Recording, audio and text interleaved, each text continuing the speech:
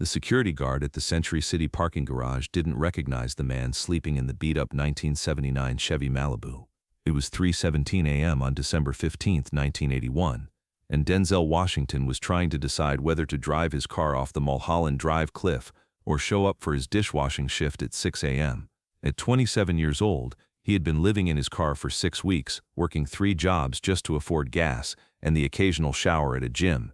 Hollywood had told him he was too urban, too intense, and not marketable to mainstream audiences. Tomorrow, he had one final audition, and if it didn't work out, he was driving back to New York forever. But what happened in that parking garage at 3:17 a.m. would change not just Denzel's life, but the entire landscape of American cinema, because the man who was about to quit acting was also about to become the highest-paid black actor in Hollywood history, earning over $280 million in his career and proving everyone wrong who said he'd never make it. The journey from sleeping in a car to commanding $20 million per film didn't happen overnight. It happened because of one conversation, one decision, and one moment of courage that almost never occurred. We've all been there, sitting in our car at 3 a.m., wondering if we're chasing an impossible dream or just delaying the inevitable failure. That crushing moment when every door seems closed, when everyone you trust tells you to give up, when your bank account hits zero, and your pride is the only thing keeping you from calling home and admitting defeat. That's exactly where Denzel Washington found himself in the winter of 1981. But this wasn't just about one actor's struggle. This was about every person who's ever been told they don't fit the mold, every dreamer who's been categorized and dismissed before they even had a chance to show what they could do. In 1981, Hollywood had very specific ideas about what black actors could be, and Denzel Washington didn't fit any of those categories. He wasn't funny enough to be a comedian like Richard Pryor. He wasn't physically imposing enough to be an action star like Jim Brown. He wasn't safe enough to be a Sidney Poitier-style acceptable black leading man. He was something Hollywood had never seen before, and in 1981 that wasn't an advantage, it was a liability. The rent on his small studio apartment in Hollywood had been $340 a month. By November, he couldn't afford it anymore. But what his landlord didn't know was that Denzel had made a promise to someone who was watching from heaven. 6 months earlier, Denzel had gotten the call every son fears. His mother, Lennis Washington, had suffered a mild heart attack. Standing in the Mount Vernon hospital, holding her hand, he had whispered something that only she could hear. "Mama, I'm going to make it. I'm going to make you proud. I promise you I won't quit." Lennis had looked at her son, this brilliant young man who had graduated from Fordham, who could have been a lawyer or a doctor, who had chosen the most uncertain path possible, and smiled. "Baby, I know you will. But promise me something else. Promise me you'll remember who you are, no matter what they tell you should be." That promise was what kept Denzel from driving off the cliff on December 15th, but it was also what made every rejection feel like a betrayal of everything his mother had taught him about self-worth and dignity. The 3 jobs were killing him: dishwasher at a downtown restaurant from 6 a.m. to 2 p.m., construction worker from 3 p.m. to 7 p.m., security guard at an office building from 8 p.m. to 4 a.m., 7 hours to sleep, most of it in his car because he couldn't afford both gas money and a place to stay. Then came the audition that changed everything, but not in the way anyone expected. December 16th, Denzel walked into the casting office for a small role in a TV movie called Wilma, about Olympic runner Wilma Rudolph. He hadn't slept in 31 hours. His one good shirt hadn't been washed in a week. He smelled like the industrial soap from the restaurant where he washed dishes. The casting director, Margaret Carey, took one look at him and sighed. "Mr. Washington, this role is for Wilma's boyfriend. We're looking for someone more mainstream." There it was again, mainstream, the word that had followed him to 17 auditions in the past 3 months, the word that meant not too black, not too real, not too threatening to white audiences. Denzel had heard it so many times that he had started believing it. Maybe he was too intense, maybe his face was too expressive, maybe his voice carried too much of Mount Vernon, too much of the streets, too much truth for audiences who wanted their black characters safe and predictable. But something happened in that moment that surprised everyone in the room, including Denzel himself. Instead of leaving quietly like he had 17 times before, Denzel did something that no one expected. He sat down in the chair across from Margaret Carey and said, "Ma'am, with all due respect, I think you might be wrong about what mainstream America wants to see."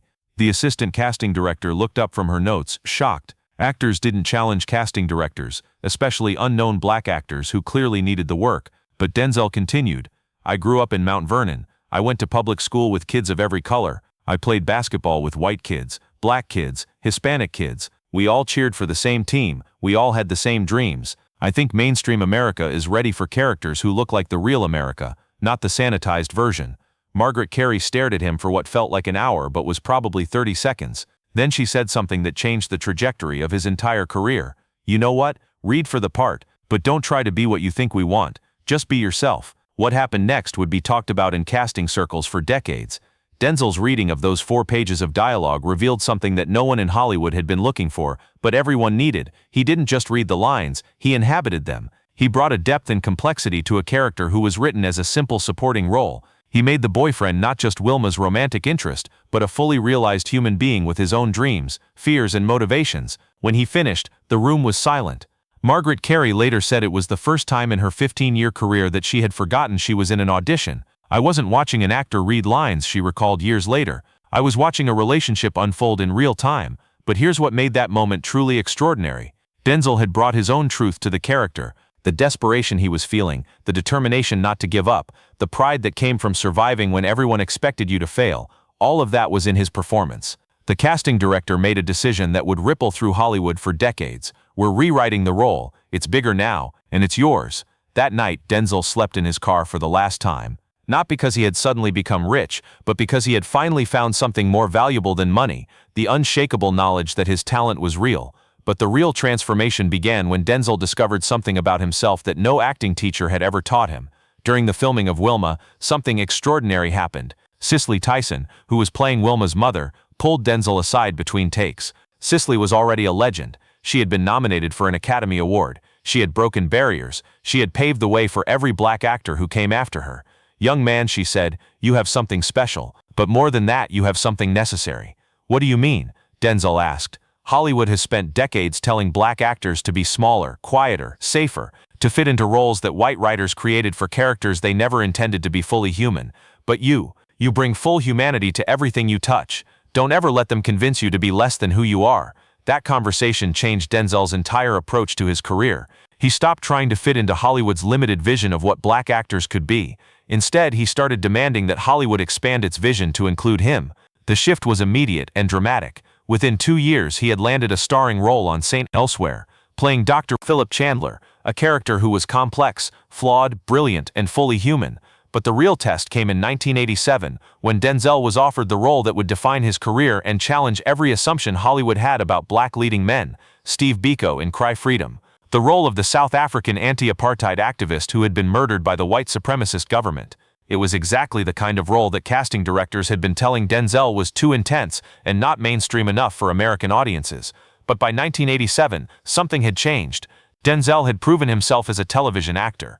He had shown that audiences, black and white, responded to authentic, complex characters. He had built a reputation as an actor who brought dignity and depth to every role. When director Richard Attenborough offered him the role of Biko, Denzel didn't hesitate. This was exactly the kind of story he had promised his mother he would tell, stories that honored the complexity and humanity of black experiences. The performance earned him his first Academy Award nomination. But more importantly, it established him as an actor who could carry a major motion picture, who could be trusted with important stories, who could attract audiences based on his talent rather than his ability to fit into predefined categories. Then came 1989, and the role that proved Denzel's theory about mainstream audiences was exactly right. Glory, the role of Private Tripp, a runaway slave fighting in the Civil War. It was everything that casting directors in 1981 had said wouldn't work. A black character who was angry, complex, defiant, and absolutely refusing to be anything other than fully human. Denzel's performance was a masterclass in bringing historical truth to life without compromise. Tripp wasn't a noble victim or a sanitized hero. He was a real person, damaged by slavery, hardened by survival, suspicious of white authority, and absolutely determined to claim his dignity. The performance was so powerful, so authentic, so uncompromising that it did something unprecedented. It made white audiences confront the reality of slavery through the eyes of a character who refused to make them comfortable. When Denzel won the Academy Award for Best Supporting Actor in 1990, he became only the second black man to win an acting Oscar since Sidney Poitier in 1964. But his acceptance speech revealed the deeper significance of his journey from sleeping in his car to standing on the Oscar stage. This is for all the young people out there who are told they're not mainstream enough, not safe enough, not marketable enough, he said. Your truth is your power. Don't let anyone convince you to be smaller than who you are. But the real vindication of Denzel's approach came in the 1990s, when he began commanding salaries that no black actor had ever achieved. Malcolm X in 1992, The Pelican Brief in 1993, Philadelphia in 1993, Crimson Tide in 1995. With each film, Denzel was proving that audiences didn't just accept authentic, complex black characters, they craved them. By the mid-1990s, Denzel Washington was earning $12 million per film. He had become one of the most bankable stars in Hollywood, capable of opening a movie based on his name alone. But more than that, he had created a new template for what black leading men could be in American cinema. He wasn't trying to be Sidney Poitier, dignified and non-threatening. He wasn't trying to be Eddie Murphy, funny and safe. He wasn't trying to be Wesley Snipes, action-oriented and physically impressive. He was being Denzel Washington, intelligent, complex, sometimes angry, sometimes vulnerable, always authentic. The moment that proved how completely Hollywood had changed came in 2001, when something unprecedented happened. Denzel was offered 2 roles simultaneously, and both offered him $20 million. Training Day and John Q. For the first time in Hollywood history, a black actor was in the position of choosing between 2 leading roles that would make him the highest-paid actor of any color in both films. He chose Training Day, playing Alonzo, a corrupt cop who was morally complex, psychologically fascinating, and absolutely refusing to be a traditional hero or villain. It was exactly the kind of role that casting directors in 1981 had said was impossible for a black actor to play. The performance earned him the Academy Award for Best Actor, making him only the second black man to win in that category. But the real significance was economic. His $20 million salary proved that authentic, complex black characters weren't just critically acclaimed, they were hugely profitable. The man who had been sleeping in his car 20 years earlier had become the highest-paid black actor in Hollywood history. But the most extraordinary part of Denzel's transformation wasn't financial, it was generational. By the 2000s, young black actors weren't being told they were too urban or not mainstream enough. They were being told to be like Denzel, authentic, uncompromising, and confident in their own truth. Will Smith credited Denzel's success with opening doors that had been closed for decades.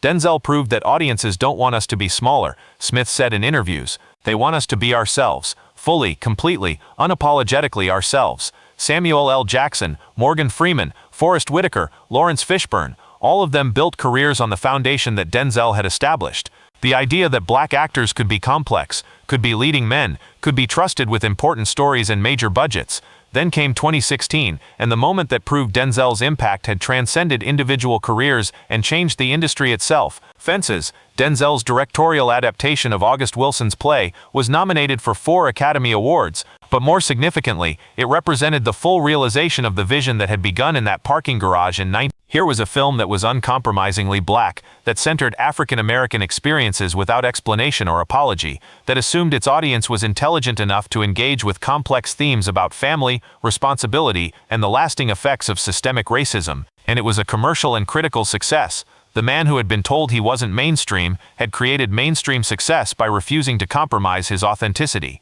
But the real measure of Denzel's transformation of Hollywood came in the form of a new generation of actors who had never been told they were too urban or not marketable. Actors like Michael B. Jordan, Chadwick Boseman, Lupita Nyong'o, and Viola Davis were building careers on the assumption that authentic, complex black characters were not just acceptable, they were essential. In 2018, Denzel revealed the secret that had sustained him through every rejection and every night sleeping in his car.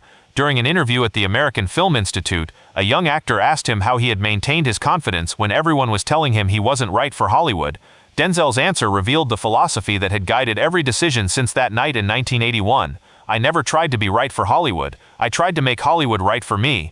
And the way you do that is by being so undeniably good at what you do that they have no choice but to change their definition of what's possible. The strategy had worked beyond anyone's wildest expectations.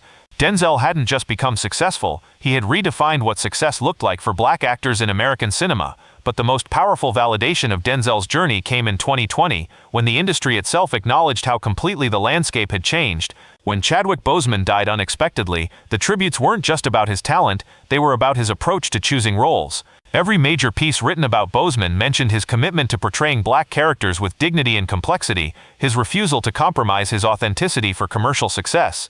And every tribute mentioned Denzel Washington as the actor who had made Boseman's career possible. Denzel showed us that we didn't have to choose between commercial success and authentic storytelling, Ryan Coogler said. He proved that being fully ourselves was not just morally right, it was financially smart. The transformation was complete. The industry that had told Denzel he was too urban was now actively seeking out authentic black stories. The executives who had said he wasn't mainstream enough were greenlighting projects specifically because they offered complex, uncompromising portrayals of black experiences. Today, Denzel Washington's career earnings exceed $280 million, making him one of the highest-paid actors in Hollywood history. But the real measurement of his success isn't financial, it's cultural. Every young black actor who walks into an audition today walks into a different Hollywood than the one Denzel faced in 19. They walk into an industry that has been fundamentally changed by one man's refusal to be anything less than authentically himself. The roles that Denzel was told were impossible for black actors to play, complex leading men, morally ambiguous characters, intellectual protagonists, romantic leads, are now not just possible but expected. The industry has been forced to expand its imagination to include the full range of black humanity. The man who was sleeping in his car in December 1981 had become more than just a successful actor. He had become a revolutionary. When young actors face rejection today, when they're told they don't fit the mold or match the market's expectations, they have a different example to follow than previous generations. They have proof that authenticity isn't just morally superior, it's strategically smart. Denzel Washington's journey from that parking garage to becoming Hollywood's highest-paid black actor teaches us something profound about the power of refusing to compromise your truth. Sometimes the thing that everyone tells you is unmarketable about yourself is actually the thing that will make you irreplaceable. The boy from Mount Vernon who was told he was too urban for mainstream success had ultimately redefined what mainstream success looked like. He hadn't just broken barriers, he had proven that the barriers were unnecessary in the first place. And maybe that's the most important lesson of all. Sometimes the bravest thing you can do is bet on yourself when no one else will, trust your own truth when everyone else is telling you to be smaller, and refuse to accept other people's limitations on your potential. The security guard never knew that the man sleeping in that beat-up Chevy Malibu would one day become a legend. But Denzel Washington knew. Even at his lowest moment, even when everyone else had given up on him, he knew that his story wasn't over. It was just beginning.